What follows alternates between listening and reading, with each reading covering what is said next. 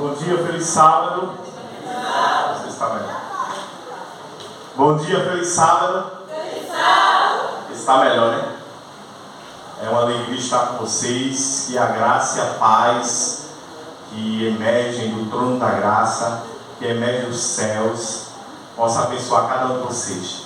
Que vocês possam entender que o que Deus quer para vocês é algo maior do que vocês mesmos imaginam. Sabia que Deus ele sempre quer o melhor para a gente? E Ele quer o melhor. O apóstolo Paulo ele diz assim: que o que Deus preparou para cada um de nós, nem mentes viram, nem ouvidos ouviram, nem olhos viram, nem penetrou na nossa mente. Deus ele tem preparado coisas maravilhosas para nós. Creiam, dias melhores virão. Se você hoje está passando por uma dificuldade, ganhe experiência. Eu aprendi, eu tenho um amigo que ele é filósofo, e ele disse assim: ó, Givanildo, cada provação que a gente passa, a gente ganha grandes experiências. Quanto mais forte é a provação, mais forte é a sua experiência com Deus. Que frase bonita. Eu digo, rapaz, se não fosse tu, ia não dar para mim. Não, mas é do meu amigo que é filósofo. Eu gostaria de avisar vocês e agradecer as orações da igreja, porque Lucas esteve alta. Lucas é o filho do nosso pastor, né, que pediu oração aqui. Ele veio fazer o batismo de da irmãzinha, que foi sábado, e ele deixou o filho dele na UTI, recém-nascido, e veio fazer o batismo porque ele ama essa obra, e a obra de Deus está sempre em primeiro lugar na vida dele, na nossa também tem que estar. Mas ele voltou e pediu que nós orássemos. Essa semana, acho que foi ontem, ele mandou uma mensagem lá para o grupo da igreja dizendo que Lucas está de alta da UTI, né? Mas não ainda no hospital, mas eles estão no quarto, e ele disse que foi a maior alegria da vida dele, porque ele conseguiu fazer o culto em família. Ele conseguiu fazer o culto do pôr do sol lá na sala do hospital, no quarto, mas com toda a sua família. E isso eu achei lindo, vou ser sincero, é muito bom. Quando chega o pôr do sol, quando amanhece o dia, quando anoitece, que a gente consegue, né, muitos que conseguem hoje, a gente consegue reunir toda a nossa família para fazer o culto. E você vê que são coisas simples, mas que nos alegram. E Deus é assim, né? Deus é simples. Era uma quarta-feira, dia 29 de abril de 2004. Estava eu dormindo quando a minha esposa Nelma vai bater em Givanildo, Nido, né? O pessoal de infância, o antigo chama de Nido, ou Nido, que é, rapaz, eu acordo, não gosto de dormir muito, né? Que foi? Ela disse, Nido, a bolsa estourou, chegou a hora. Estava grávida e a bolsa tinha estourado, 7 para 7h30 da manhã. E eu me levantei, eu digo, hoje? Tudo bem, vamos ter calma que vai dar tudo certo. Mas eu estava uma pilha, né? Aí desesperado, mas eu disse, vamos ter calma, vamos manter a calma. Aí desci, troquei de roupa, fui lá na praça do táxi de Peixinhos, peguei um táxi, deixei na frente de casa, desci com Nelma estava aqueles olhos trêmulos de quem estava muito nervosa, a hora do primeiro filho, e eu levo ela para a maternidade da Encruzilhada. Lá na maternidade da Encruzilhada nós fomos muito bem recebidos. E até a menina disse assim, vocês tiveram sorte, porque aqui só aceita a parte de risco. Só que como ela já estava com 7 para 8 de dilatação, eu fiquei um especialista nesse negócio, 7 a 8 de dilatação, nós tivemos que permanecer com ela, porque ela já estava praticamente em trabalho de parto. Depois eu soube disso, né? E eu lá, nervoso, e a menina leva ela para a triagem ali, e depois ela sobe para o bloco cirúrgico, sala de parto, no caso. Aí eu fiquei lá sentado na sala de espera. Quando eu olhei, eu vi ali um quadro que tinha a lei, o artigo que o pai podia assistir o parto. Então eu disse, eu vou assistir o parto. Aí eu perguntei ao pastor, olha, essa lei era nova, né? Então eu disse, eu quero assistir, como eu assisti o parto de quase todos. Eu só não assisti o parto de Joás porque não permitiram, foi no tricentenário e lá é meio complicado. Mas eu subi Mas quando eu subi, que eu peguei o corredor que ia dar direto naquele bloco lá que fica as mulheres, eu vi a cena, uma cena inusitada. Nelma vinha correndo, vinha 2 técnicos de enfermagem, 2 enfermeiros ao lado e o médico. Você não pode não, eu quero é meu marido. E correndo, e o corredor era assim, daqui para o começo da igreja, né, do mundo da igreja. E quando eu olhei, tentei ficar em desespero de novo. Alguma coisa aconteceu. Meu primeiro filho e a minha mulher veio correndo daquele jeito, chorando. Eu quero meu marido, mas corria mesmo. Eu me lembrei até da corrida de São Silvestre. Deu para imaginar aquela música. Mas não era, né? E aí eu disse, calma, foi o que aconteceu.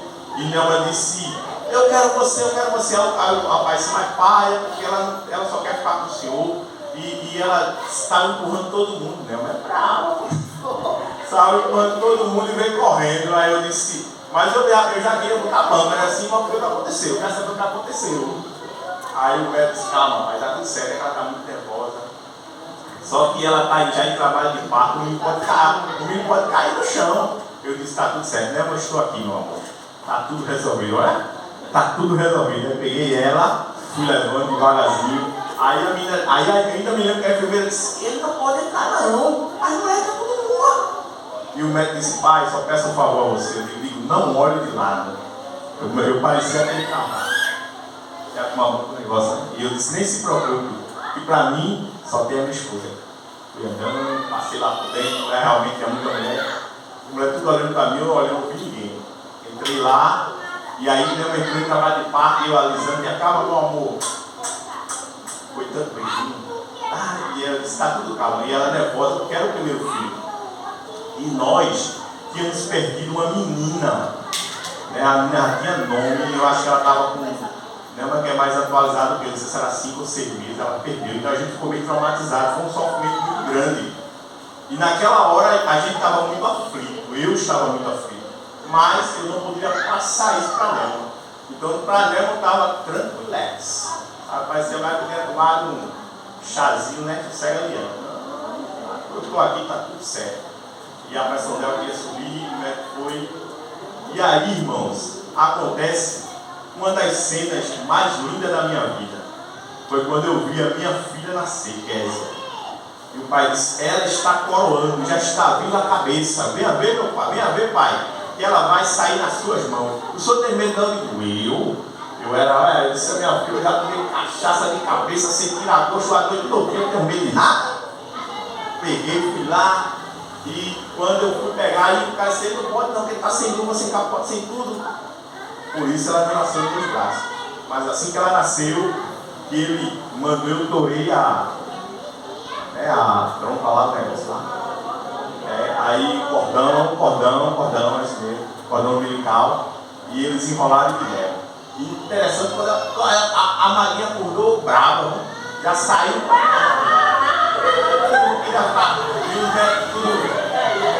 Quando ela veio com meus braços, acabou-se. Porque aí eu ainda me lembro da enfermeira chata. Ela dizia, olha que bicha safada. Quando foi pro pai, ficou quietinha. Aí veio a outra segunda cena mais linda da minha vida, que foi quando eu disse, Nelma, ela nasceu. Aí Nelma disse, traga ela pra cá. Irmãos, a primeira vez que uma mãe vê um filho, ela tem um filho, mas quando ela vai pro braço dela, é a cena mais linda do mundo. Nelma pegou ela assim, eu olhei o olho da mãe, fazer que nem me cena, ela lavou o olho assim, e aquele olhar de satisfação ganhou a minha vida. Eu que sou chorão, né? Segurei as lágrimas nessa hora, né? Segurei as lágrimas, mas eu me lembro desse dia até hoje, eu não me esqueço. Nem de Kézia vindo ao mundo e nem de Nelma, a primeira vez que colocou Kézia no braço, e aquele olhar de satisfação de uma mãe realizada. Depois levaram Kézia para, né, fazer a limpeza, aquele negócio lá que ele leva. E eu fui lá, tá tudo bem, meu amor, tá tudo bem, não se preocupe não, viu, que a gente vai ter uma festa. Olha, Deus me livre. Eu fui lá, quando eu fui lá, e é a primeira vez que eu realmente toco em Kézia, eu disse, como é que eu vou tocar? Né? Aí eu fui lá e toquei assim, virei o braço e dei um toquezinho assim para ela olhar para mim, ela olhou, eu disse, oi, eu sou seu pai.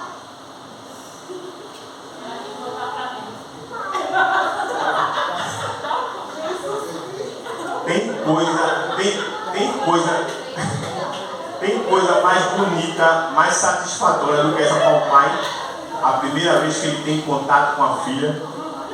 Eu não sei se vocês sabem, mas ela tem uma ligação muito forte comigo. Kézia pensa igual a mim, raciocina igual a mim. Ela é uma coisa. E eu digo uma coisa para vocês, irmãos. Só quem é pai, ou só quem foi mãe, né, meninas, que sabe dessa primeira alegria. Presta ali. E aí é o começo, como diz os psicólogos, né, de um laço entre mãe e filho, ou entre pai e filho, que a gente leva para o resto da vida. Isso é lindo, né? Isso é lindo. Mas essa ilustração não é à toa, viu? Marcos capítulo 5, verso 21. Vamos abrir nossas Bíblias.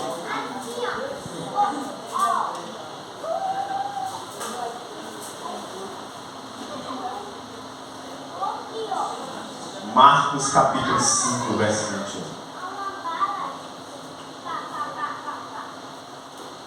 E eu ainda tive outras emoções, né? Emoções quando vi Joás nascer, foi a coisa mais linda do mundo. Depois eu tive uma emoção dupla, porque foi os gêmeos, e os gêmeos foram também uma emoção dupla, mas isso é assunto para uma outra pregação.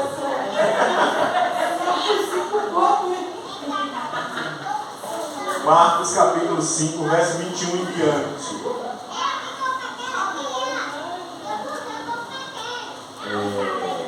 Marcos. Eu não trouxe a minha Bíblia, eu peguei uma Bíblia aqui de alguém. Eu estou apanhando, mas tudo bem. Eu vou para cá que eu sou meio cego. 21 em diante. Diz assim: tendo Jesus voltado de barco para o outro lado,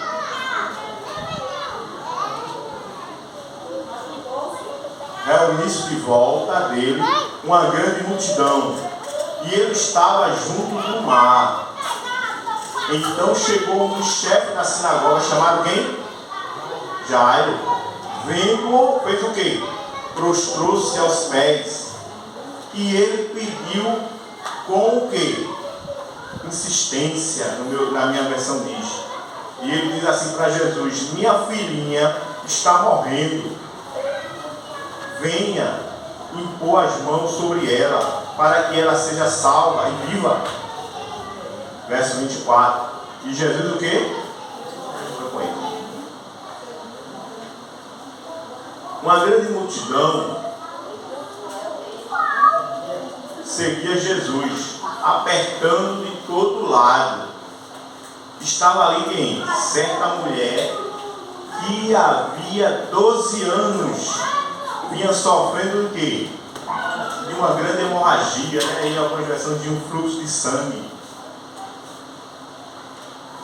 Ela havia padecido muitas nas mãos de vários médicos e gastando tudo que tinha, sem contudo melhorar a sua saúde. Pelo contrário, piorava cada vez mais. Tendo ouvido a fama de Jesus, a mulher chegou por trás, no meio da multidão, e tocou na capa dele.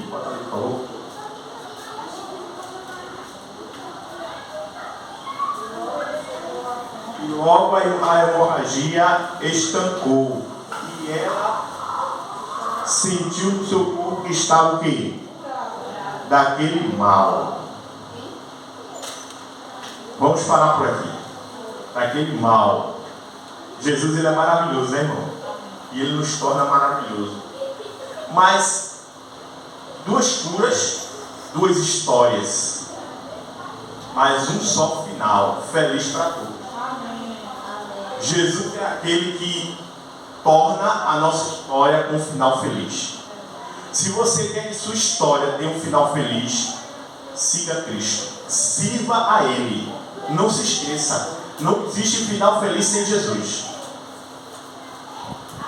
Outra coisa interessante nessa história é que existe algo interessante, porque a primeira figura que aparece nessa história é um homem respeitado da sociedade, né?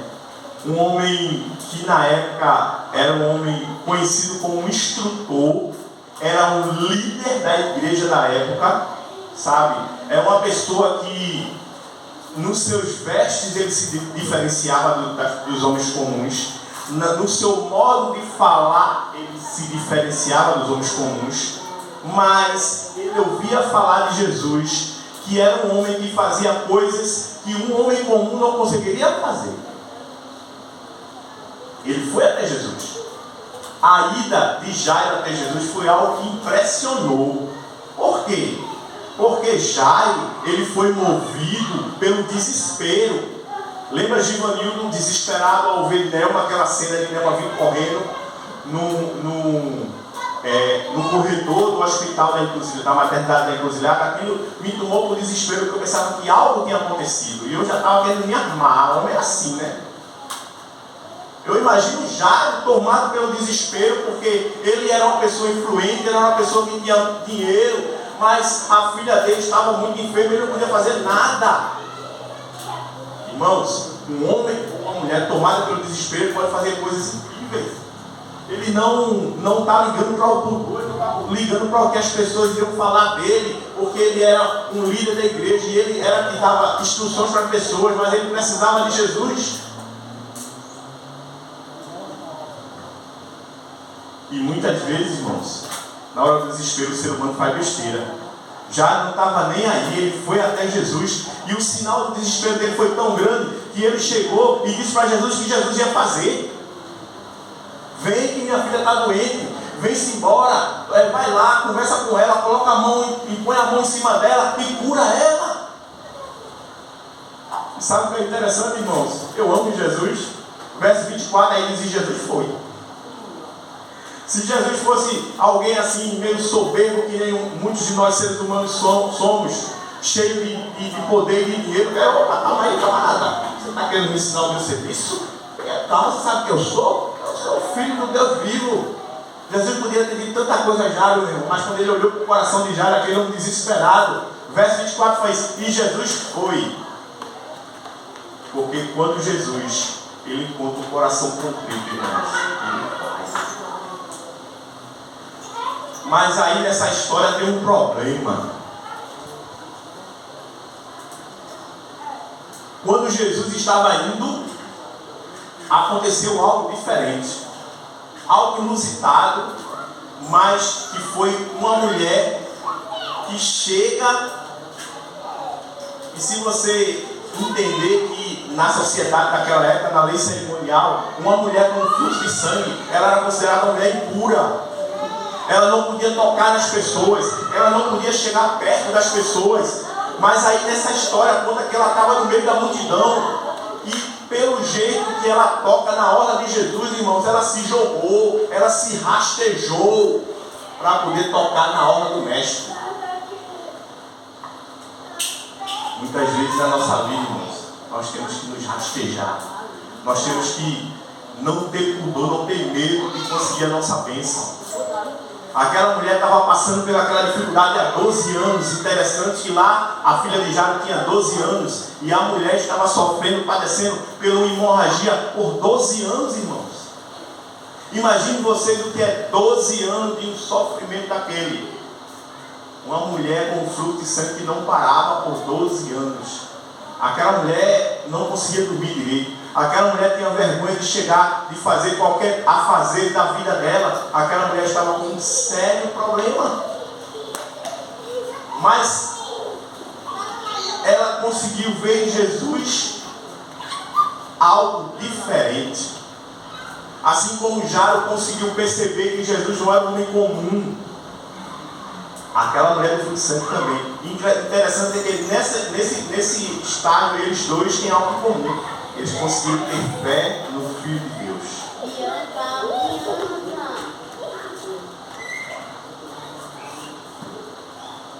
Ela se joga, sabe?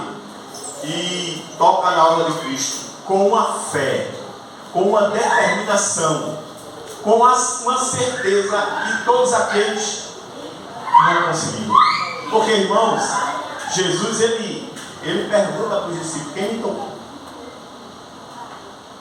Eu fico imaginando o que eu não daria para estar naquela cena, o que eu não daria para ver uma cena daquela. Claro, obviamente, eu nasci muitos anos depois, né? Vi Jesus olhando e Pedro, quero mais amostrar, porque ele sou seu. Aí, Jesus, é normal, né, mestre? Todo mundo me pegando aqui, todo mundo me tocando aqui, todo mundo me empurrando danado desse. E você perguntar quem me tocou, quem, né?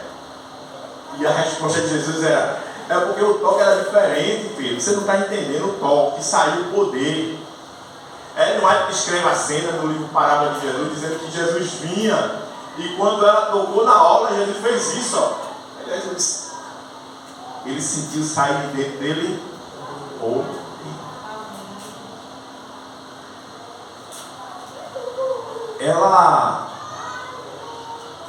ela ficou envergonhada, tímida, porque ela tinha sido curada. Ela sentiu, a história conta que ela sentiu que foi curada. E Jesus queria saber quem me tocou, os discípulos não sabiam, e em meio àquele debate todo, ela disse: foi eu, Senhor. E Jesus abençoou a vida daquela mulher, a fé daquela mulher. Irmãos, a fé de Jesus disse: olha, vai, tua fé te salvou. Amém. Ele exaltou a fé, irmão. Hoje, em meio aos nossos problemas, Jesus quer exaltar a nossa fé também, irmãos. Talvez você esteja precisando de uma cura de uma enfermidade. Talvez você esteja precisando de resolver algo que seja de cunho financeiro. Talvez você tenha passado a noite toda em oração e tenha recebido a sua bênção. Jesus é aquele que diz: vai, a tua fé te salva. Essa mulher tinha outro problema, irmãos. E eu acho que esse foi o diferencial na mulher do fluxo, que a gente não sabe nem o nome dela. Ela não acreditava na agenda de Jesus.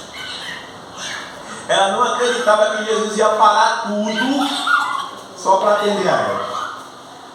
Ela não acreditava que Jesus ia dar ouvido à situação dela. Por isso que ela, tomada de um desespero também, ela teve fé, mas ela foi lá, não falou com ninguém, e ela pensou: só em eu tocar, eu serei curado. Que Jesus maravilhoso, irmãos. Que bênção, que bênção. Jesus, ele estava indo para outra localidade. Jesus estava resolvendo outro problema. Mas quando ele parou para resolver o problema, ele disse que Jairo estava lá, desesperado. Desesperado porque a filha dele estava muito enferma. Mas a história conta que quando Jesus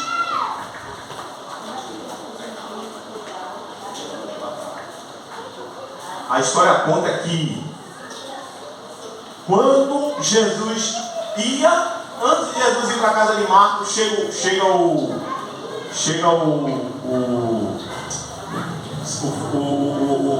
serviçal da casa dele e diz: não precisa mais ir não, porque a menina morreu. Amém. Mas Jesus, irmãos, é aquele que mesmo em face da morte, não existe nada possível para Deus. Amém. Mesmo em face da morte, Deus foi lá na casa dela e nessa feita, a história conta que ele pegou só Pedro, João e Tiago, dois irmãos, Tiago e João, e foi com eles três lá. Quando chegou lá, ele mandou que todos saíssem, chamou os pais da igreja e disse aquela palavra: Talita cumi. Levanta, filha, tu estás curada. Irmãos, Deus é aquele que cura os nossos sonhos. Deus é aquele que cura a nossa enfermidade. E nessa manhã, Ele está dizendo para você que ele pode resolver o seu problema. Jesus, ele chama Deus de Pai. Só no Novo Testamento, Jesus chamou Deus de Pai mais de 200 vezes. Só no livro de João, Jesus chama Deus de Pai mais de 152 vezes. Chame Jesus de Pai. Clame por Ele. Jesus chamou aquela palavra Abba Pai quando estava na cruz. No livro de 3 João, vamos ler esse livro para a gente encerrar. Já estamos no final. Livro de 3 João, capítulo 3. A gente vai encerrar com esse verso aqui.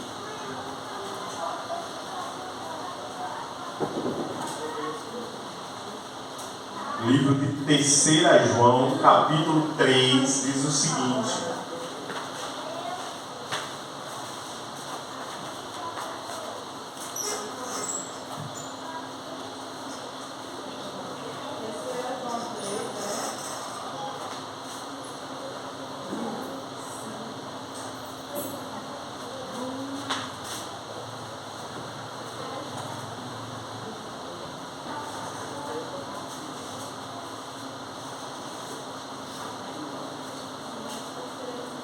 Terceira João, capítulo 3.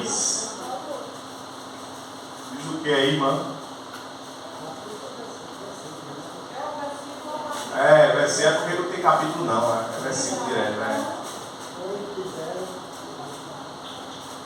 Terceira João, a partir do verso 1, é isso que você quer dizer? Verso 3. Verso 3, assim, porque muito me alegrei quando os irmãos vieram e testificaram da tua verdade, como tu andas na verdade.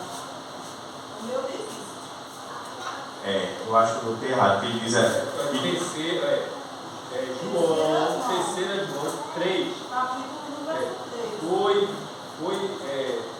Pois fiquei sobremodo alegre pela vida de irmão e pelo seu testemunho da tua verdade, como tu andas na verdade. Amém. Eu acho que eu notei errado, porque ele diz assim: que todos nós temos crido nele e temos o direito de chamar Deus de Pai. Filhinhos, né? Eu vou ver esse verso e vou ficar devendo a vocês. Irmãos, chamem Deus de Pai. Sabe, Deus, ele se agrada de ser chamado de Pai. Existe um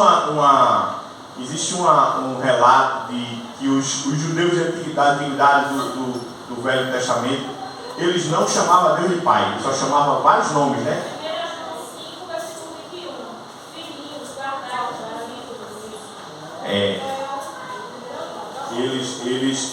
Eles não chamavam, mas Jesus chamou de Pai e Ele quer que a gente chame de Pai, porque Deus, ele é Pai, irmãos. Nós vamos encerrar com um hino, o hino de número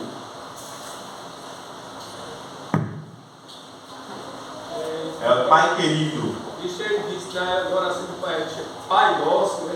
Pai nosso que estás nos céus. Na cruz ele disse: Pai, por que me abandonaste, né, quando ele sussurrou, né?